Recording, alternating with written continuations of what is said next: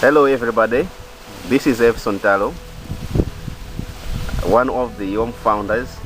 Today I'm chatting with Gift Chinsombah. Gift Chinsombah is also one of the founders of YOM, which means Youth Outreach Ministry, basically in Bangula, Nsanje district in Malawi. And he's also the director of YOM. He is going to tell us more about his life testimony. First of all, we are seeing the man in front of us. Can I ask you, what's your name? Who are you, actually? As you have already put it, my name is Gift Chinsombah. Wow, you are Gift Chinsombah. That's the one of the directors have his history already. All right. So Gift Chinsombah, what is your God story? You can tell people about who is God and how does he do in your life. I can talk about my God story in this way. Gift Chinsombah was born as an orphan, and he grew up as an orphan, and he has never enjoyed a life of childhood. When I'm saying a life of childhood, which means at the age of young, I started already taking care for my family. I was looking after my fellow brothers and sisters, and also my grandma. Yeah, I was born in 1993. Actually, I can say I'm suspecting that age, that year, because I don't know the years that I was born because of other circumstances. Like in our culture, we say when someone die, they burn everything, snap whatsoever. So people don't even remember the day that I was born, of which is a sad story to me. And my mother died when I was so young. Like I can say people assumed like 6 weeks old or something like that. So my grandma, I can say she's a hero to me. She grew me up. I was raised using goat's milk and cow. She could go and buy cattle milk from the nearest shop. So through that, I grew up. Yeah, that's a little bit about myself. Wow, you're saying God saved you since you were born up to date. That you have gone through the different difficult times. Wow, that's sad. That's how God works. So how did God save you? That's you said you talked about God's story about how He has been taking you here from this stage up that stage. Now, how if you talk of saving, that means God has done you so special that you never even forget it, whatever troubles you, whatever time you've gone through. So how can you tell me the salvation He gave you? It all started with my grandma. My grandma, I can say, she used to take me to the church. She used to take me, but as a young person, I didn't know what it was meant to be a born again. So I was in childish. I accepted Jesus like when I was, I can say, 10 years, but it wasn't serious. I was just going to church by then. And what makes me really to think about God is when I was 12 years. My mother, there was a hunger in Malawi, and my grandma was suffering a lot because we are 10 in us, or we are 10 of us in our family who were to be looked after with our grandma. So she was on a burden. There was no food. There was a drought in that time, and to eat it was really something else. So I remember always when it was night, she would gather us all like, you know what, my sons, let's come and pray. let's come to pray, because God is the one who gives food. So I was like, who is this God? And every time we are having food on the table, and we never suffered. Every time we are praying, God was there providing food for us. And that gave me a passion that indeed there is God. And I started seeing more of His grace when I went to the orphanage. We are taken to orphanage because my grandma could not do that for herself anymore. So because she loved me and my brother, they had to take us to the orphanage. And it's where I've been growing so hard in God, and I've been, placing over God and knowing who God is really. So yeah, I was saved when I was 12 years old. Yeah, because of my testimony, also like my mother, the way how God took me, the way how, everything God provided, like. So that's what I can say. Wow. So you said you in your family you were 10 children. Were all these children to your grandma, or you were all grandchildren to her? They were all grandchildren to her. So in the other way, we say God saved you through your grandma. Wow. Let's call her an angel. Amen. Wow. I can totally agree with that. Sure. Wow. So what is He doing in your life right now? You explain God saved you. So if you are saved, we expect you. You see, God says we are just fruits. We are fruits. So as we we are stems. As we are stems, we are expecting to what? To produce fruits. You see. So what is He doing? What is God doing in your life right now? Yeah, that you want to give Him honor. God has been so wonderful to my life. Wow. God has been doing awesome things with me. I can start before I went to orphanage. My grandma used to have that passion of sending us to school with one shirt, with one trouser. I can say even with one shirt. Like we had 3 clothes that would share, me and my brother. So we are going to primary school, which is I can say 2 kilometers away from home, or something like 5 kilometers from home. So we could walk from home to school while empty stomach. And I, as a young person, like as a young kid, I've no idea what breakfast is all about. I was going to school without taking any food, with empty stomach going to school. And this is not, it's not that I'm cooking story. If anyone wants to know really who Gift Chinsombah is open to come and write a book of me by asking people in the community. Yeah, I can guarantee that. And I've been inserted a lot, as an orphanhood in the community. People always inserting, like, you lost your mother, what do you think you can do to this, and they were so happy with inserting us. And we are always upset at school because our parents could not come and show up to school. My grandma was at the farm guarding cattle from destroying the crops. So from school, just imagine we have gone with empty stomach, and from school we know that at lunch we are not going to have anything. So we do only sometimes have eat food from our neighbors, or follow our grandma who is in the forest, like far away from the village, farming.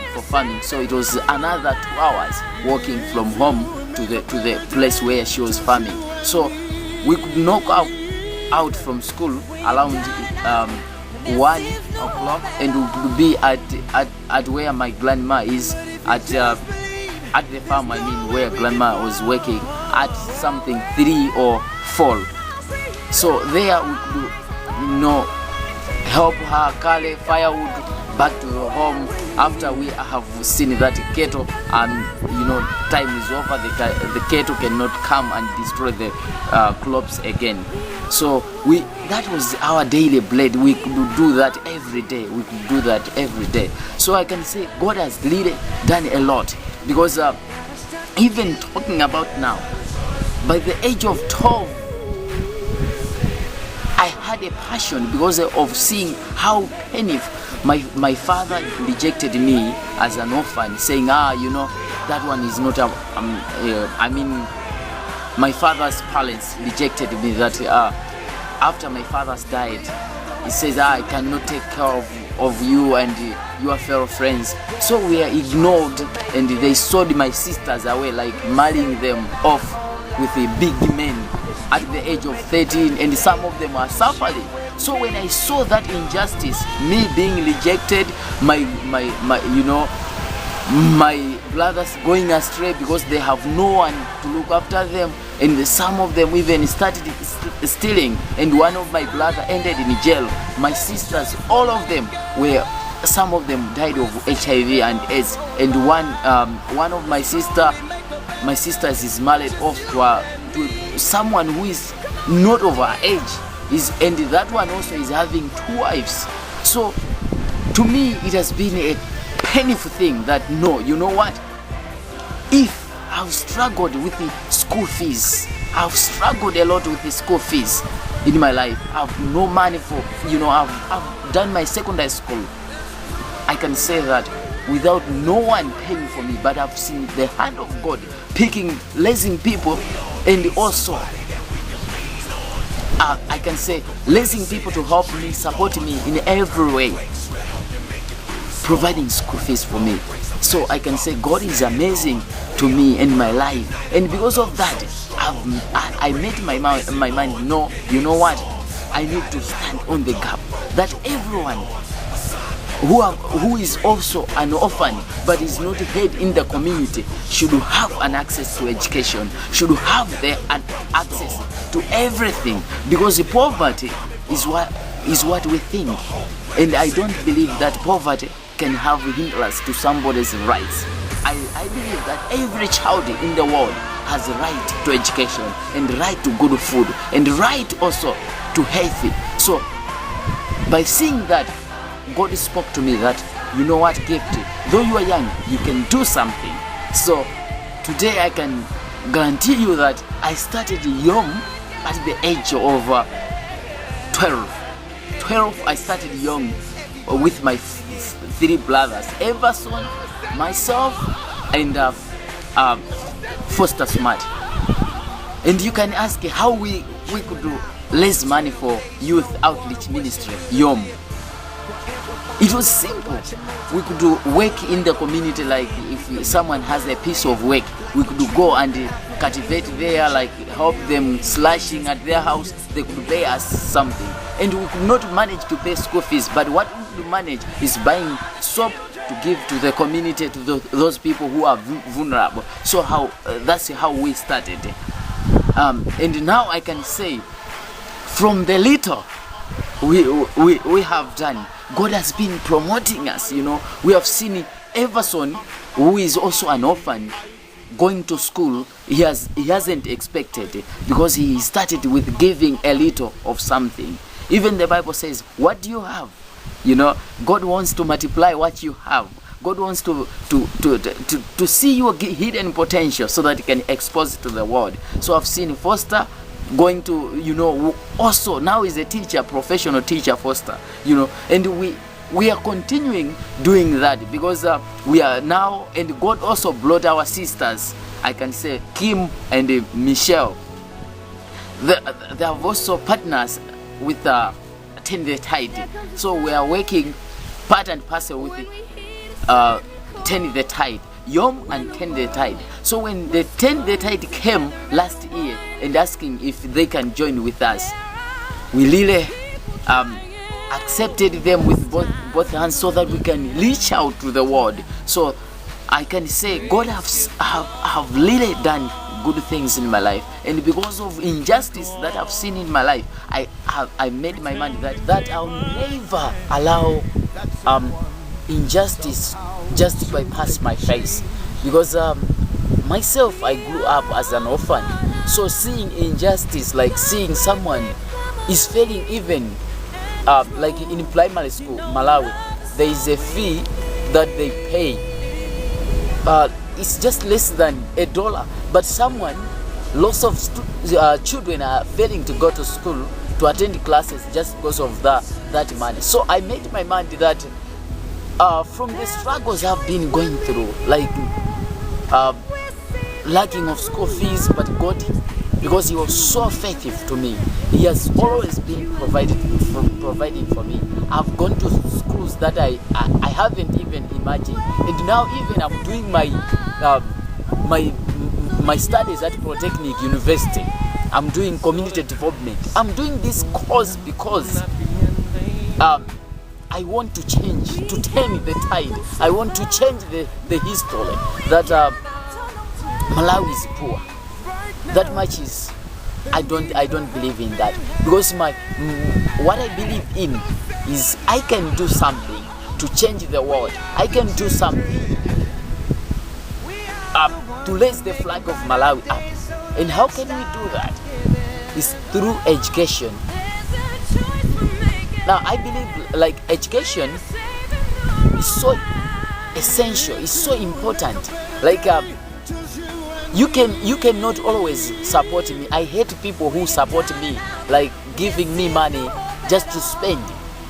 I like those people who invest in my future, because it's like a baby, always depends on a mother, but one day he needs to stand on his own, on the ground, walking himself, go even to do other stuff, closely by himself. That's what we want. Youth Outreach Ministry, I want to see it by 2020 that everyone in my community is going to school, despite the challenges that girls and men are not having, because of the beliefs whatsoever. They're not allowed to school somehow because of what they believe. They just depend on fishing because we have a river there. But we are trying, we are working so hard that these guys should go back to school. And we have I've seen some of people, helping us, sending these guys to school. So I can say God has been so faithful. And I love Him so much. And I want to see Malawi to change through education. And that's really what I want.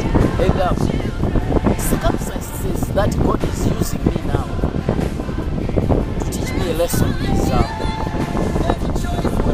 to change something is not to have lots of money.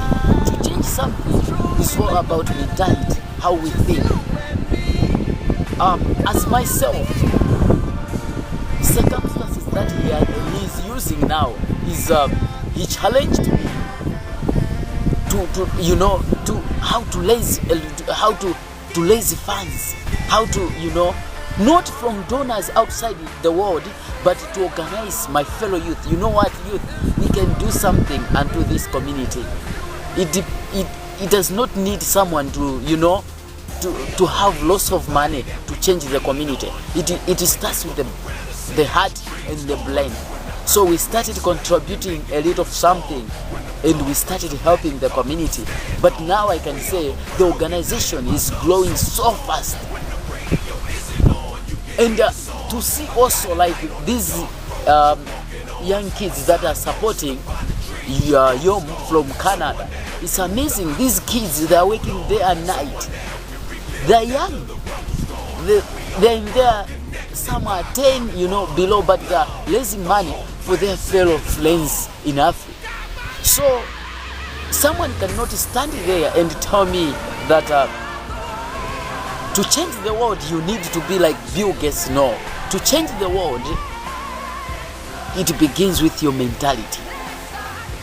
I believe that God is the owner of every creation, and I believe that God has everything that we need to develop His project. And myself, I believe not into the donors. I believe in the one who has given me the ability, because the way we started this organization, it wasn't me, but it was all about God. So I'm so happy with the situation that God is using me. Without money, I'm happy. In all conditions, I'm happy. But always God has taught me that I have to stand for the rights of those who are infringed, of those who are in a position that they cannot fight for themselves. Like girls in here, many of them are taking pregnancies, and Michelle can be my witness. We have been experiencing this as we have been working in a community that Turn the Tide and Yom is. Girls that are getting babies at their, teenagers. Why? It's because of the beliefs. They see their friends in the community, the culture itself, and myself and my organization. We want to make sure that every girl, even she has a baby, but she can turn and go back to school so that she has an access to education. Because even education, even you don't get an employment, but still you have a potential here. You don't think like that one who is literate. You think like someone who is matured. And where do I want to see myself some days to come? I pray day and night. I meditate. I write programs. I want to see myself one day developing a school that will be in the community that God is going to provide the land. The school is going to be fair and free of charge to those who are vulnerable. And how is it going to sustain itself? We are going to, for those who their parents are alive and they can afford to pay school fees, they are going to pay something so that we can pay teachers. And also on that land that we are going to develop, we are going to have a tailoring school where many people that have gone to school but there is no employment. You see our Malawi, we have so many people who are educated. We have lots of people who are holding degrees and so on and forth. But they're staying in the village. They have nothing to do. I want to start a tailoring workshop so that these guys should have something, a skill, or like a workshop, like they develop skills. Those skills you can receive money every day, like carpentry. You need not someone to pay you. You can open your workshop. And also for those girls who have been given pregnant at their young age, I want them also not to feel like if they don't want to go back to school because of their age or how people will view them. I want them to get skills like tailoring. They've been making money in the village. People are making money. I want also to do farming, to keep chickens, to grow vegetable. I really need this, and I'm seeing myself by 2020, and even before that, this dream is going to have to come to pass, because I have a dream, and I have a dream to change the community, and not also the community. I want also to start a trust that will be paying school fees to those who cannot afford, like what our friends are, like what we are doing with the Turn the Tide. But that one will be world, at national level, not in a community level. We have managed to pay school fees to 10 students on our own, with the young beside Turn the Tide. And if I can include 10th Tide and Yom, we have about 50 something children that we are paying school fees. So really God is doing something. Really God is doing something. And I don't, the mistake that I don't want is to build an orphanage, because I don't want children to be left in an environment where they will always think that I'm an orphan. But I want to create in a form like a village where I'll be calling it big boys or big girls, where girls will be staying with I'll choose a family in the village.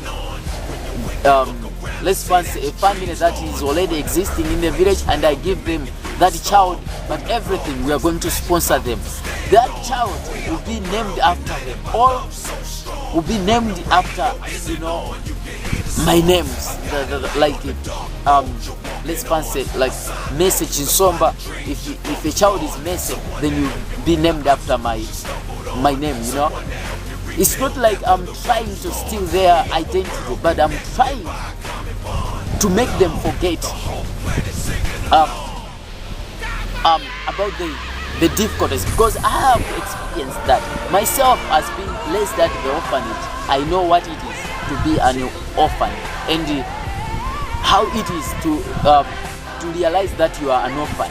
So I don't want what I've gone through to happen to them. So I can say I have a dream, and that dream is going to come to pass before 2020, because every year I have a platform that I follow. I make sure that what did God help me to achieve within this year, and what am I going to achieve next year. People can I can say people can sideline me because of my age, but honestly God is using me. There were people who were sidelining me, but now they have recognized my potential. They have recognized my ability.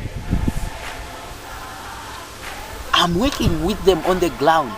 So I can say it's my promise that you see in coming years that Yom is going to be on the map.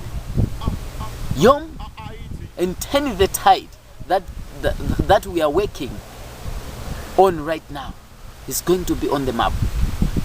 How did 10th Tide change the community in where we are staying? Before the 10th Tide came in, honestly, the village was awkward. I mean, there were numbers of orphanhood. They had no food, they had no clothes, they had no soap to wash, and not even school fees. But now, see what Michelle and the project of 10th Tide has done. It has indeed turned the tide, changing the lives of the people.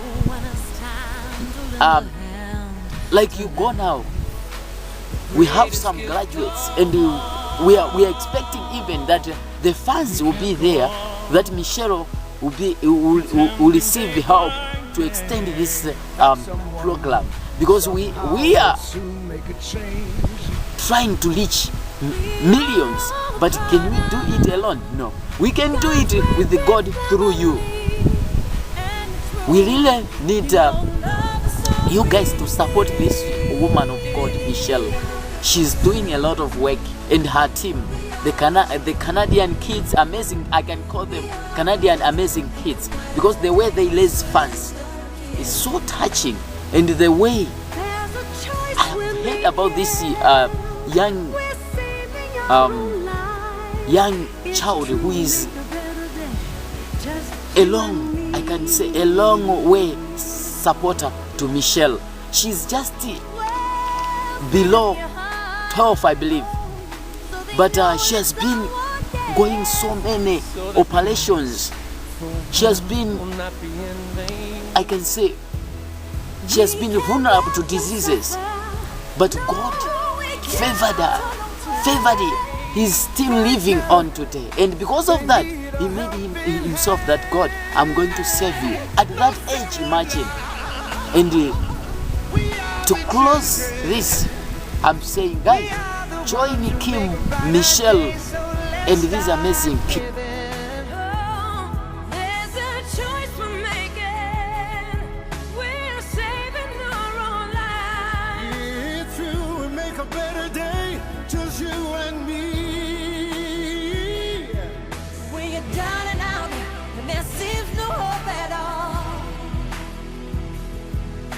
You just believe, there's no way we can fall. Well, I realize, that change can only come when we stand together as one. We are the world. We are the world. We are the children. We are the children. We are the ones who make a better day. So let's start giving. Gotta start giving. There's a choice we're making. We're saving our own lives. That is true. We make a better day. Just you and me. We are the world. We are the world. We are the children. The children. We are the ones who make a better day. So let's start giving. There's a choice we're making. We're saving our own lives. It's true, we make a better day. Just you and me. We are the world. We are the children. Let's start giving. There's a choice we're making. We're saving our own lives. It's true, we make a better day. Just you and me. Come on now, let me hear you. We are the world. We are the children. Let's start giving. We're saving our own lives. It's true, we make a better day. Just you and me. We all need somebody that we can lean on. When you wake up, look around and see that your dream's gone. When the earth quakes, we'll help you make it through the storm. When the floor breaks, a magic carpet to stand on. We are the world united by love so strong. When the radio isn't on, you can hear the song. A guiding light on the dark road you're walking on. A signpost to find the dreams you thought was gone. Someone to help you move the obstacles you stumbled on. Someone to help you rebuild after the rumble's gone. We are the world connected by a common bond. Love, the whole planet singing along.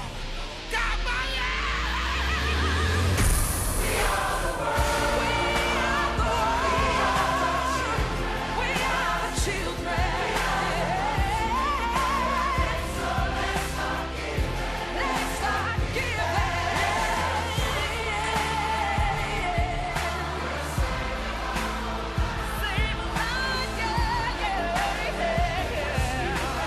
Everyday citizens, everybody pitching in.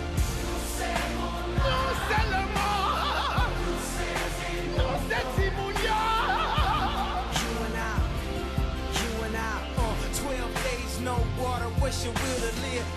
We'll amplify the love and watch it multiply. Feeling like the world's end, we can make the world win. Like Katrina, Africa, Indonesia, and now Haiti needs us. They need us, they need us. We are the children.